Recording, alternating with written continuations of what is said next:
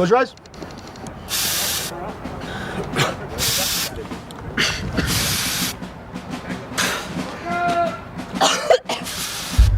This Stand by. is Border Patrol Boot Camp. Before they serve in the United States Border Patrol, all trainees have to graduate from the Border Patrol Academy's 6-month basic training program. From day one, our goal is to make sure that they are prepared to handle anything that they may encounter in the field, no matter what obstacle is thrown at them. On a hot week in April, amid an intensifying border crisis, we spent 4 days inside the academy, allowing us to observe different classes at various stages of the 6-month training program, and to find out if the training is adequately preparing these future Border Patrol agents for what awaits them in the field. During our visit to the academy in April, most of the training that we saw focused on law enforcement scenarios, like this one.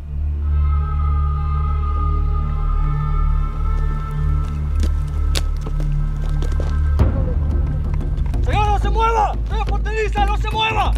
¡Ay! ¡No! ¡Drop that gun! ¡No se mueva, señor! Mr. Pata? I'd consolidate him over here if I had to. The Border Patrol is a law enforcement agency, but are these future agents getting the training they need for the humanitarian crisis at the border, where record numbers of migrants, many of them children, cross the border to seek asylum in the United States? The nation's top border official says the migrant crisis has reached a breaking point. They're coming in record numbers. At least 5 migrant children have died in government custody since September. As families come here to claim asylum, fleeing violence and poverty in the Northern Triangle countries of Central America. After being initially screened at the border, migrants seeking asylum in the U.S. are held in detention centers. Many of these centers are operated by the Border Patrol in conjunction with other government agencies, and their conditions have become the object of intense scrutiny. The feds have now moved nearly 300 migrant children out of a Border Patrol facility near El Paso after reports of horrendous conditions.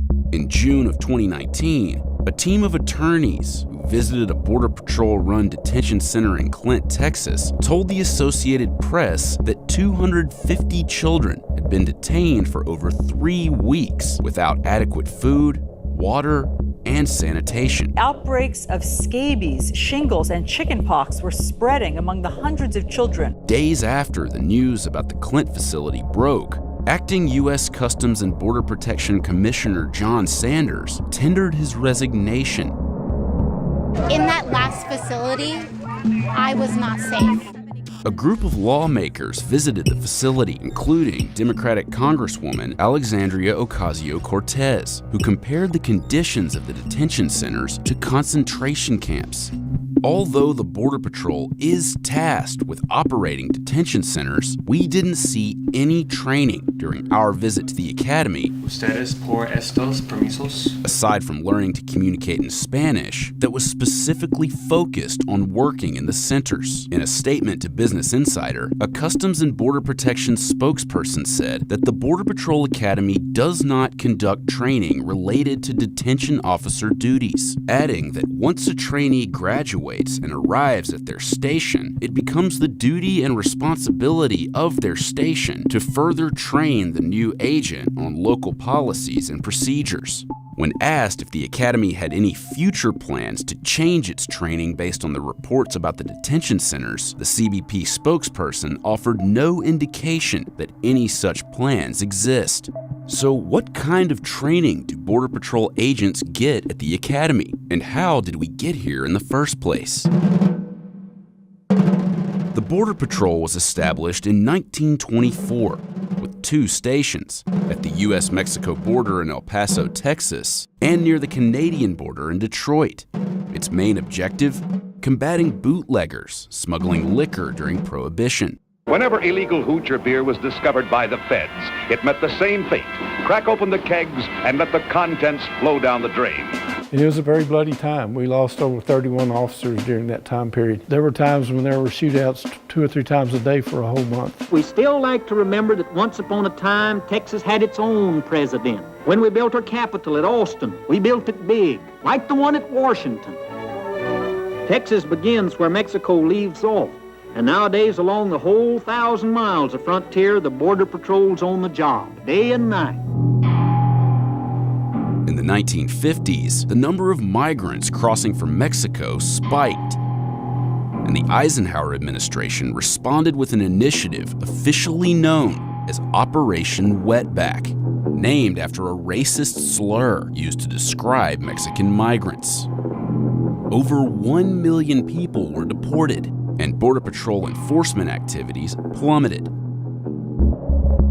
That is, until the 70s. Amid the flow of illegal drugs from Mexico, the number of deportations skyrocketed to the highest levels in decades. Okay, units, let's shut it off. Same positions. There's enough to keep us busy for a while. Since then, illegal crossings have increased, and the Border Patrol has continued to be scrutinized for allegations of mistreatment toward migrants. The U.S. Customs and Border Protection has launched an investigation into a secret Facebook group where thousands of Border Patrol agents posted sexist memes and joked about migrant deaths. According to ProPublica, the group had about 9,500 members. We take all of the posts that were put out today very seriously. These do not represent the thoughts of the men and women of the U.S. Border Patrol. So who joins the Border Patrol? Today, about 19,000 men and women actively serve in the Border Patrol. Only 5% of the agency is female. 35! The biggest gender gap of any agency in the federal government. Slowly get on your feet! More than half of the 19,000 active Border Patrol agents are Hispanic. A lot of our agents who are Hispanic grew up on the southwest border, so they grew up around Border Patrol agents. We are honored that over half of the Border Patrol agents are a minority, serve as the majority in the Border Patrol. They want to protect and serve the communities where they grew up and where they're from. So how are Border Patrol agents prepared for the field? Basic training happens here at the Border Patrol Academy in Artesia, New Mexico, about 200 miles from the U.S.-Mexico border. Artesia is known for 3 major exports: refined oil, pecans, and Border Patrol agents.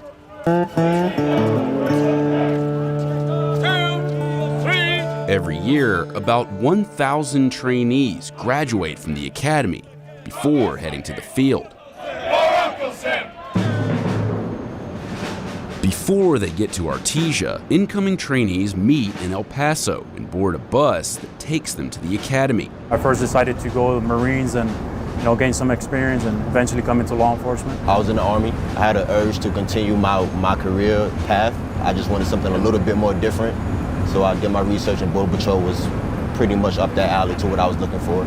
Well, it's a symbol of excellence, a symbol of pride that people are willing to defend the United States of America in a very thankless, dangerous job. So those type of people deserve respect, and I want to be one of those types of people. The Border Patrol says that thousands more agents are needed in the field, but has historically struggled to recruit and retain them.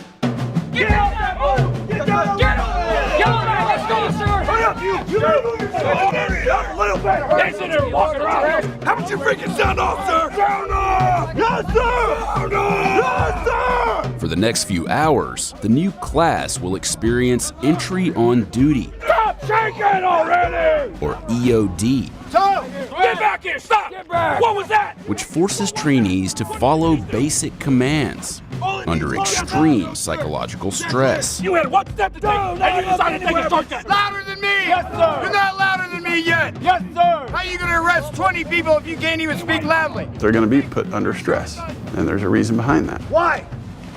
Why? They have to be able to think, they have to be able to receive instruction, they have to be able to make decisions, and then they have to be able to execute those decisions or actions under stress. You better get back over there with the rest of them and start over!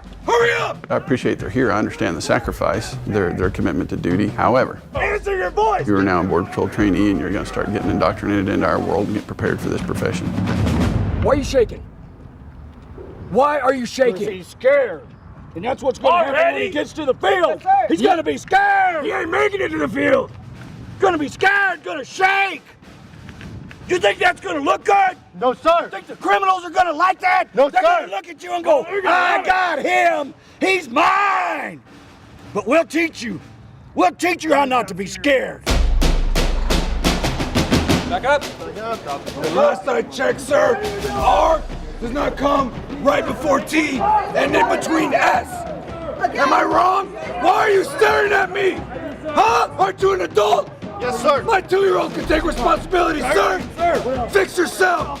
Go find the S's. Active trainees are allowed to observe EOD. But when an officer caught a group of them laughing and joking, they were quickly corrected. If that happens again, it will end. Shift!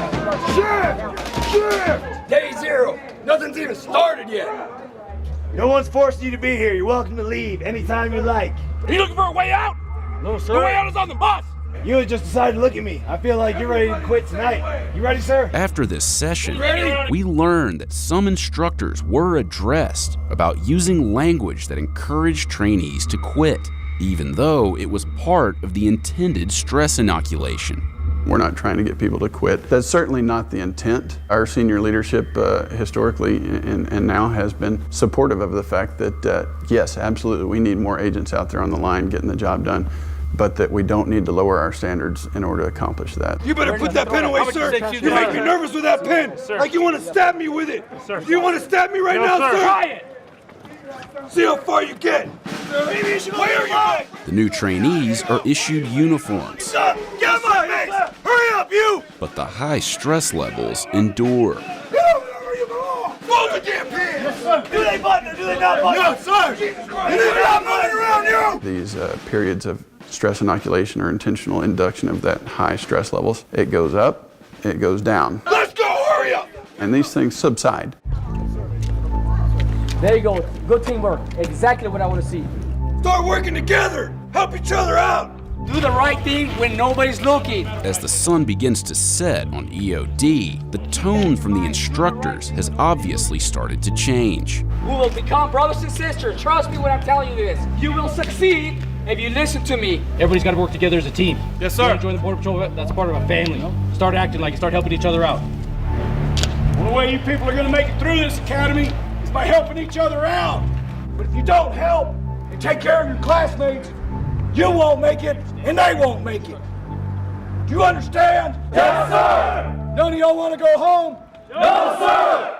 Then you better take care of each other. The Border Patrol Academy sits on 3,000 acres of rugged terrain, featuring life-size sectional replicas of border fences. Rotate! Rotate! When the trainees graduate, they'll leave with 14 different certifications. Some learned inside the classroom, but most learned outside. And it all starts with fitness. Trainees spend 178 hours in the physical techniques department. Since some field agents work on the water, trainees also have to spend time in the pool, where they prepare to jump from high elevations using this, an apparatus known as Jacob's Ladder, with a vertical drop of 30 feet.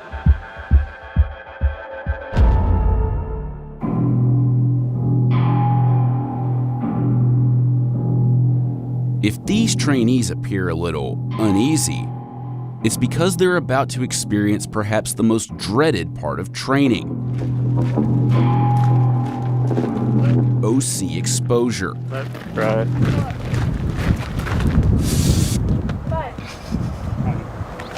OC stands for oleoresin capsicum, more commonly known as pepper spray.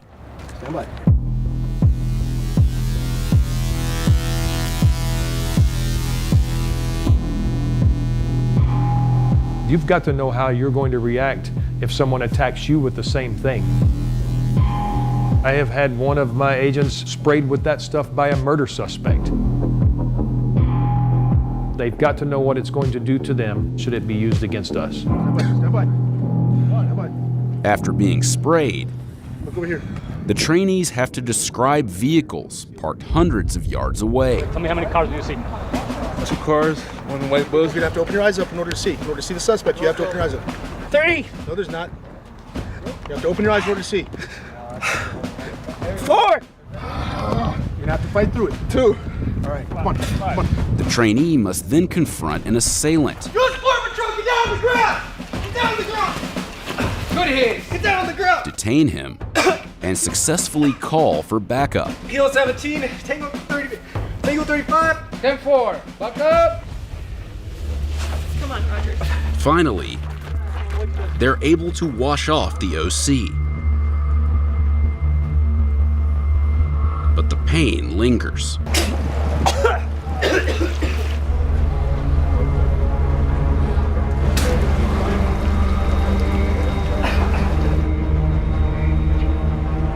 So how do you feel now? You seem okay. My face is on fire. And this is probably the worst thing I've felt. Not be able to see, I can't even see for the past 30, 45 minutes. My nose burning and everything, it's pretty bad. I think if we're putting our suspects out there through the same thing we're going through, we might as well feel what it feels like just to know how to use the actual tools properly. Backup's on the way, backup! It's definitely torture, but it's a good kind of pain. 1 through 6. Go, go, go, go, go. Another major component of training is driving. Go, we have a green light, all vehicles are good. When they leave the academy, most of their day, they're going to be operating within a vehicle. That will be their office for the day. They may be out in the desert in some rough terrain. They may be called to pursue a vehicle at high rates of speed. Sir, get your hands out of your pockets. The students are running through a scenario Get on your knees, sir! that trains them to deal with what to do after they perform an offensive driving technique.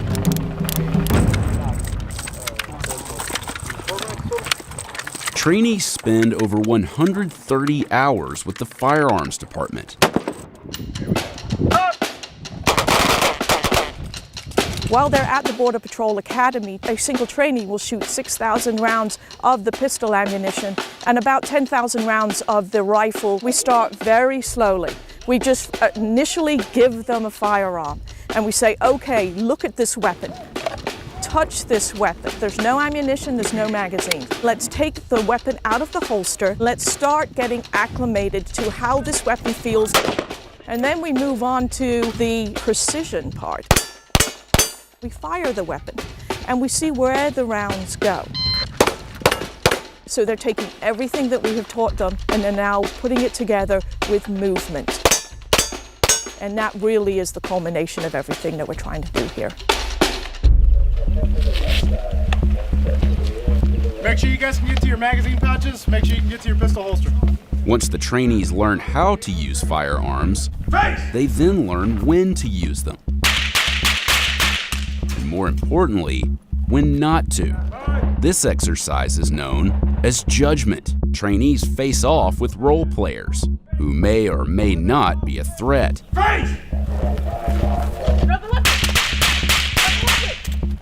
Some role players are armed with weapons, others only with cell phones. The trainees have to make a split-second decision of whether or not to draw and fire. The trainees apply their skills in a variety of tactical scenarios, such as a hostage situation with an active shooter. Hands on the wall, feet apart. We get our learning objectives from what the field is telling us they need. In this scenario, trainees learn how to interdict a group of drug smugglers trying to cross illegally into the United States. Let's get her done quickly. We use a lot of role playing, a lot of role players, both from the local area as well as detailed agents and instructors here at the Academy assigned on a rotational basis. ¿Cuánto tiempo, señor? Por favor, me está hinchando mucho. Llega en 30 minutos. The hired role players play a huge part in perhaps the most important aspect of training at the academy: ¿Está usted aquí en los Estados Unidos ilegalmente? Spanish. Por estar en los Estados Unidos, señorita, ilegalmente está bajo arresto. Over 90% of the individuals that we arrest will only speak the Spanish language, or the Spanish language will be their first language. Es falso. Su documento es falso. No sé por qué. Yo soy Vicente González Flores. We don't expect them to be fluent Spanish speakers, but we do expect them to at least be able to have a conversation, to communicate with them efficiently and safely more than anything. That way they are able to safely do their job. ¿Necesita una ambulancia? Sí, por favor. ¿Cuántos años tiene usted? 49. ¿49? Sí. Trainees spend 182 hours with the Spanish department. While that's the most time spent in one specific department, it represents less than a fifth of their total curriculum, most of which is focused on law enforcement. A su derecho. What we did not observe during our time in Artesia were any scenarios that specifically involved working in detention centers or caring for children, which is a daily responsibility of some Border Patrol agents working in the field. In regards to how trainees are instructed to work with children, the CBP spokesperson told Business Insider that the Border Patrol Academy trains and teaches agents about policies and regulations related to the current case precedent that governs children in short-term custody. We asked CBP what level of responsibility the Academy should bear in terms of preparing Border Patrol agents to deal with the current situation at many processing centers. They said the Border Patrol Academy has implemented the Medical Emergency Decision Scenarios, or MEDS, into its curriculum. ¿Dónde le duele? El estómago. This is a medical response, so they have to approach the injured subject. They have to determine what is wrong with the injured subject. That way they are able to get the subject help as soon as possible. Naciste el marzo 16 de marzo. This is not a scenario. This footage was shot at the U.S.-Mexico border in El Paso, where Border Patrol agents have to screen hundreds of migrants crossing into the U.S. every day and oversee crowded detention centers where the migrants wait for days and even weeks to be processed.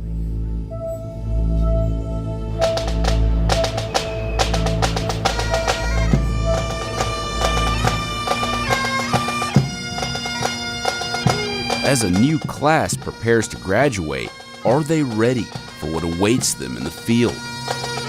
On graduation day, friends and family make the trip to Artesia to see their loved ones before they're deployed. Honor guard! Retire the colors! Close ranks! Out! Less than 100 years, and we have 128 line of duty deaths. That's more than one a year. That's too many. At the beginning of training, each trainee is issued a silent partner, one of the 128 Border Patrol agents killed in action, represented by a card that they carry with them at all times. This is what we're trying to change. Mistakes we've made in the field, things that we've done wrong. Hopefully nothing ever bad happens to one of your loved ones, but in the case that it does, you'll always be part of this Border Patrol family.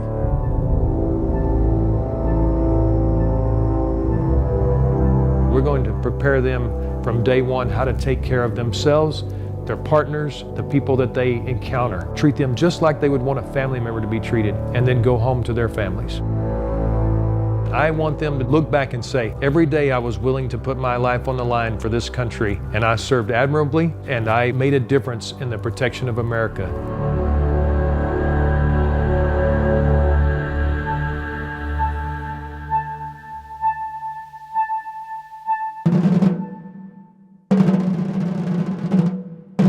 Meanwhile, boot camp is just beginning for Class 1120. That's the group we first met on the bus from El Paso, and we were on hand for the message that Academy Chief Dan M. Harris Jr. delivered to the class on day one of their training. Good afternoon, sir. Good afternoon, sir. Good afternoon, class. My name is Dan Harris Jr., and I am the chief of the United States Border Patrol Academy. And there are a few things that I need to tell you that you need to hear directly from me. I promise you, you're going to have to take someone's freedom away. And you are going to get that right when you leave here. Let's hope you don't ever have to take someone's life away. But you're asking me to give you the authority to do both of those things. And let me be crystal clear. If you bring dishonor to the United States Border Patrol, if you bring dishonor to the uniform you are wearing, I'm going to fire you. Is that understood? Yes, sir! Every single class tells me that same thing.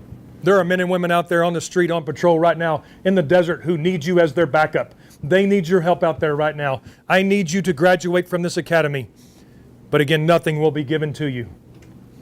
I wish the best of luck to all of you, and the next time I talk to you will be day 112. I'll see you then. On your feet.